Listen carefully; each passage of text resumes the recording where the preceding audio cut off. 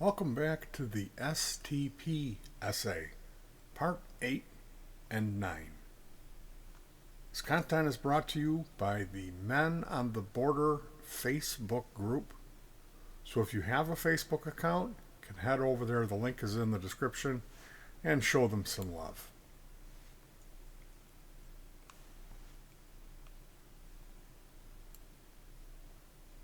STP Part 8. Paul McCartney became the first British pop star to publicly admit using LSD in mid-June 1967. Life magazine also printed the quote on June 16th under the heading, "The New Far Out Beatles.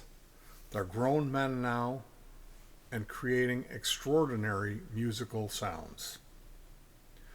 ITV seized the opportunity to interview Paul about this public admission.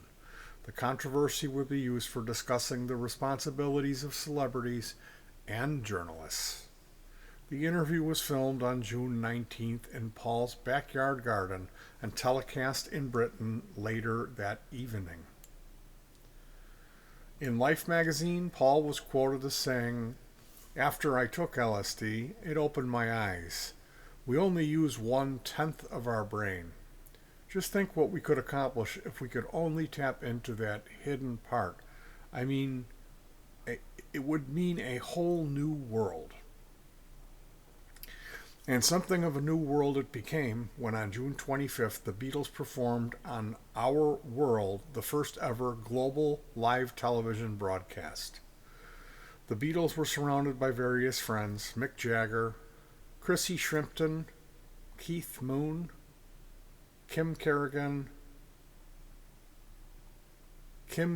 Moon, Keith Richards, Marianne Faithfull, Eric Clapton, Charlotte Martin, Patty Harrison, Jane Asher, Simon and Marky of The Fool, Graham Nash, and Hunter Davies, all dressed in colorful clothes and flowers with balloons and placards in black and white.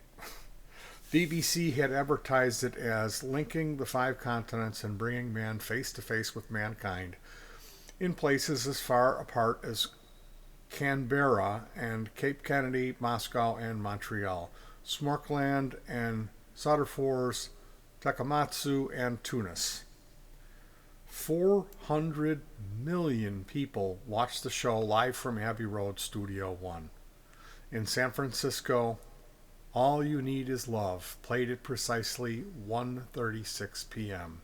It was a day of celebrations, but here LSD was already being substituted by STP. Warnings were being sent to the Beatles about the new, much more dangerous drug. Much more about this in coming episodes.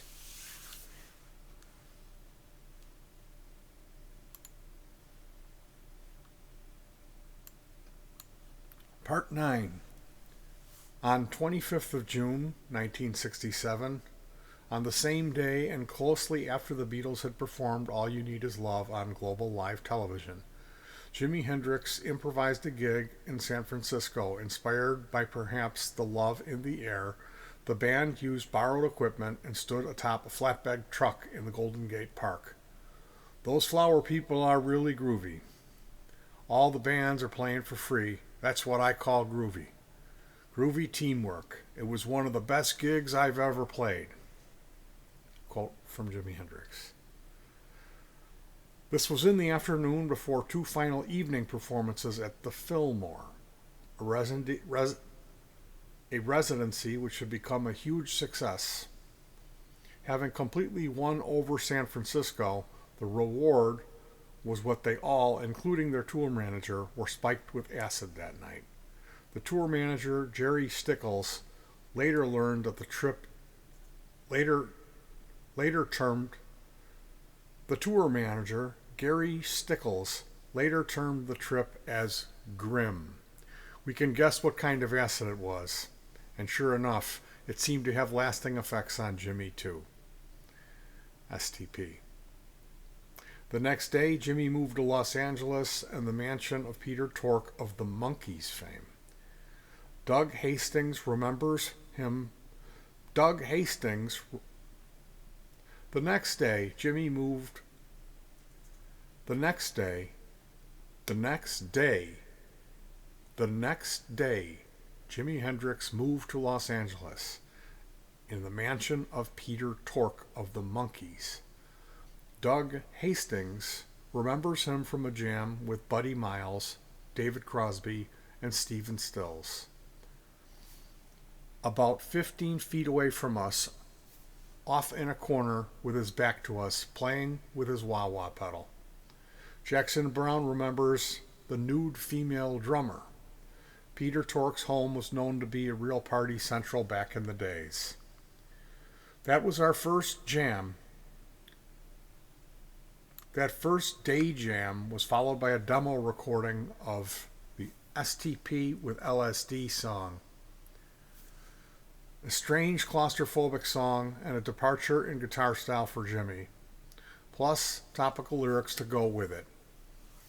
If you look around you and you see what's happening, you'll see a few minds being blown. It's happening. Yeah, I hope you enjoy your ride. I am. Not all people, however, would enjoy their rides, and some would indeed have their minds blown. Completely blown. More about that in coming episodes. So I hope you will join me for part 10. I am going to be immediately editing this and producing at least one more video for today. So stay tuned, enjoy, be safe, and most of all, peace.